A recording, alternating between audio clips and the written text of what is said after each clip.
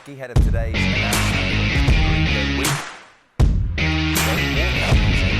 ফেনেরবাচের ঘরের মাঠ উলগার স্টেডিয়ামে উপস্থিত হাজারো সমর্থক জোসে মরিনিওর নাম ধরে উল্লাস করছিল আর গাইছিল ভক্তরা। পর্তুগিজ কোচ হাসি মুখে অনেকের সেলফির আবদার মেটালেন। বেশ ঘটা করেই নিজেদের নতুন কোচকে বরণ করে নিল তুরস্কের ক্লাবটি।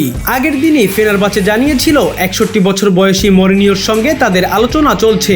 একই দিন দলটির দায়িত্ব নেওয়ার আগ্রহের কথা জানান মরিনিও নিজেও। একমাত্র ওয়ালটন এসি দিচ্ছে 1 বছরের রিপ্লেসমেন্ট গ্যারান্টি এবং কম্প্রেসারের 10 বছরের গ্যারান্টি। রোববার আনুষ্ঠানিকভাবে তাকে কোচ হিসেবে নিয়োগ দিয়েছে তুর্কি সুপার লিগের দলটি। তবে কতদিনের জন্য দায়িত্ব দেওয়া হয়েছে কিংবা চুক্তির বিস্তারিত জানানো হয়নি। রোমায় বরখাস্ত হওয়ার পর 4 মাসের বেশি সময় কোচিংয়ের বাইরে থাকা মরিনিও আবারও ফিরছেন ডাগ আউটে। তুরস্কের শীর্ষ লিগে এই মৌসুমে দ্বিতীয় হয় মরিনিওর বর্তমান দল। তাদের চেয়ে 3 পয়েন্ট বেশি পেয়ে চ্যাম্পিয়ন হয় গালাতাসারাই।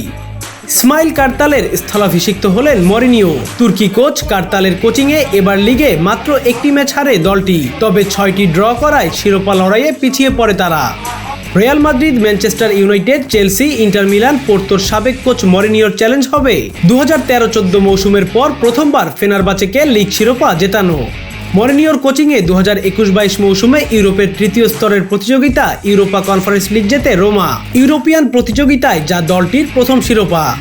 পরের মৌসুমে তারা ইউরোপা লিগের ফাইনালে উঠলেও ট্রাইবেকারে হেরে যায় সেভিয়ার কাছে।